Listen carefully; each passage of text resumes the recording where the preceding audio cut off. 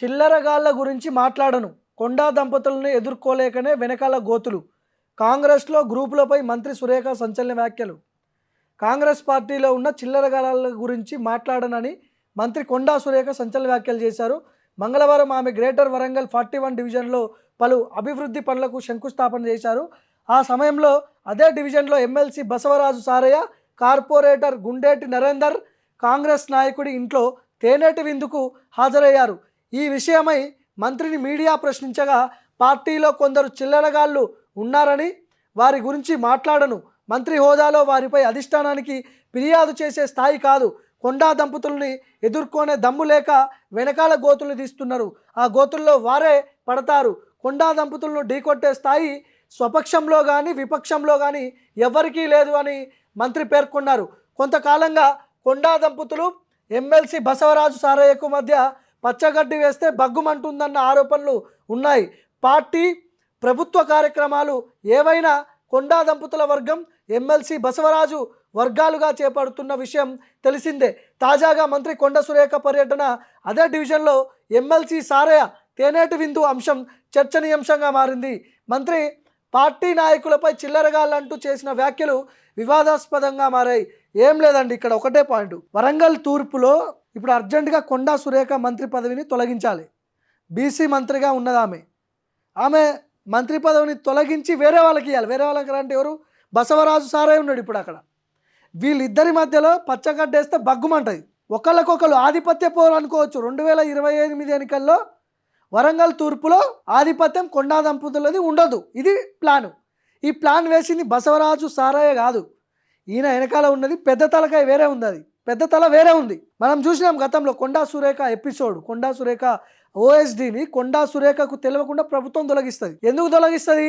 హుజూర్ నగర్లో డక్కన్ సిమెంటో అనే ఒక ఇది ఉంటుంది, ఫ్యాక్టరీ, దానికి సంబంధించిన సంస్థ డక్కన్ సిమెంట్. వాళ్ళని కొండా సురేఖ ఓఎస్డీగా ఉన్నటువంటి సుమంత్ వాళ్ళని బెదిరిస్తాడంట గనుబెట్టి. అయితే అక్కడ ఎవరు కంప్లైంట్ చేస్తారు? ఆ డక్కన్ సిమెంట్ అధికారులు పోయి ఉత్తమ్ కుమార్ రెడ్డి కంప్లైంట్ చేస్తారు.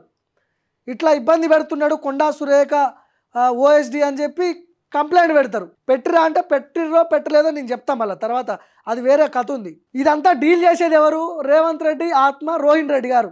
రోహిన్ రెడ్డి ఇదంతా డీల్ చేస్తాడు. రోహిన్ రెడ్డి, సుమంత్, డక్కన్ సిమెంట్కి సంబంధించిన ఒక అధికారి, ఈ ముగ్గురు ఒక మీటింగ్ పెడతారు. రేవంత్ రెడ్డి ఇంట్లో నుంచి రోహిన్ రెడ్డి బయటకు వచ్చిన తర్వాత రోహిన్ రెడ్డి ఆఫీసులో కలుస్తారు.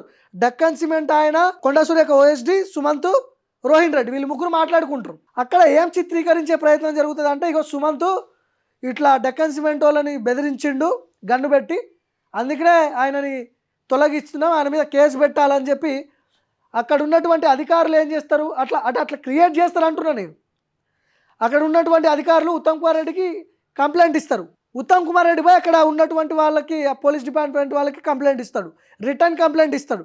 ఇయ్యలేదు, యాక్చువల్గా ఇచ్చినట్టు వార్తలు వస్తాయి, కానీ జరిగిన ఇష్యూ వేరు. ఇక్కడ కొండా సురేఖని తప్పించడానికి వేస్తున్నటువంటి స్కెచ్ ఇదంతా కూడా. ఇప్పుడు ఉత్తమ్ కుమార్ రెడ్డికి కొండా సురేఖ ఫోన్ చేస్తుంది. ఆ వార్త వచ్చిన మరుక్షణం, అన్న ఏం జరిగిందన్న అని ఫోన్ చేస్తుంది. ఉత్తమ్ అంటాడు, నాకేం తెలియదు, యాక్చువల్గా మీరు కొత్తగా చెప్తున్నారు, మీరు అసలు ఏం జరుగుతుంది, నాకేం సంబంధం, నేను ఎప్పుడు కంప్లైంట్ ఇచ్చినా అంటాడు. అర్థమైంది కదా ఇప్పుడు మీకు? ఉత్తమ్ కుమార్ రెడ్డి పోయి అక్కడ పోలీస్ వాళ్ళకి కంప్లైంట్ ఇచ్చిండు అనేది అబద్ధం. డక్కన్ సిమెంట్ వాళ్ళు వచ్చి ఉత్తమ్ కుమార్ రెడ్డికి కంప్లైంట్ ఇచ్చిర్రు అనేది కూడా అబద్ధమే. సుమంత్ పోయి డక్కన్ సిమెంట్ వాళ్ళని గన్ను పెట్టి బెదిరించిండు అనేది కూడా అబద్ధమే.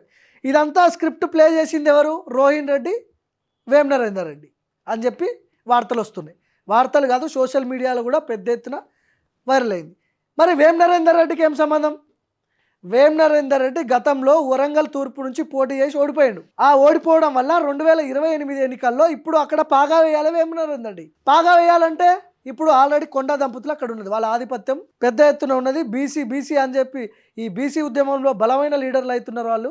అది వరంగల్ తూర్పుని టచ్ చేయలేం మనం అని చెప్పి పెద్ద కుట్ర చేస్తాడు వేం నరేందర్ రెడ్డి కొండా సురేఖ మీద. ఇదంతా స్క్రిప్ట్ ఇందాక చెప్పింది మొత్తం. అట్లా ఇక కొండా సురేఖని మంత్రి పదవి నుంచి తీసేస్తున్నారు అని చెప్పి వార్తలు రాపిస్తారు సోషల్ మీడియాలో. ఇవన్నీ కుట్రలు, కొండా సురేఖ మీద చేసినటువంటి కుట్రలు ఇవన్నీ. వెనకాల బ్యాక్గ్రౌండ్లో వేం నరేందర్ రెడ్డి ఉంటాడు. వేం నరేందర్ రెడ్డి బసవరాజు సారయ్యకి చెప్తా, నేనున్నా నీ వెనకాల, నీకెందుకు, నువ్వు కానీ నీ పన్ను కానీ, నేనున్నా, ముఖ్యమంత్రి ఉన్నాడు, నేనే చెప్తున్నా ప్రభుత్వ సలహాదారుడిగా ఉన్న నీకెందుకు నువ్వు కానీ కొండా సురేఖ మంత్రి పదవి కూడా మీకు నీకు ఇప్పిస్తాను, నువ్వు చేసుకో నీ పన్ను కానీ అని చెప్పి బసవరాజు సారయ్యని బాణంలాగా వదులుతారు అక్కడ. ఇప్పుడు ఆ బసవరాజు సారయ్యకి కొండా సురేఖకి పడతలేదు. కొండా సురేఖకి తెలిసి స్టోరీ మొత్తం తెలుసు. ఇప్పుడు నేను చెప్పింది, నన్ను మంత్రి పదవి నుంచి తొలగించడానికి నానా ప్రయత్నాలు జరుగుతున్నాయి, వెనకాల వేం నరేందర్ రెడ్డి ఉన్నాడు, ఆయన వెనకాల రేవంత్ రెడ్డి ఉన్నాడు, ఇవన్నీ తెలుసు కొండా సురేఖకి. కానీ ఈ సమయంలో అసలే బీసీ ఉద్యమం నడుస్తున్న సమయంలో కొండా సురేఖ మంత్రి పదవి తీస్తే ప్రభుత్వం మీద చెడ్డ పేరు వస్తుందని చెప్పి ఇక తప్పదు అన్నట్టు ఇప్పుడు ఆ మంత్రి పదవి అట్లనే ఉంచిరు.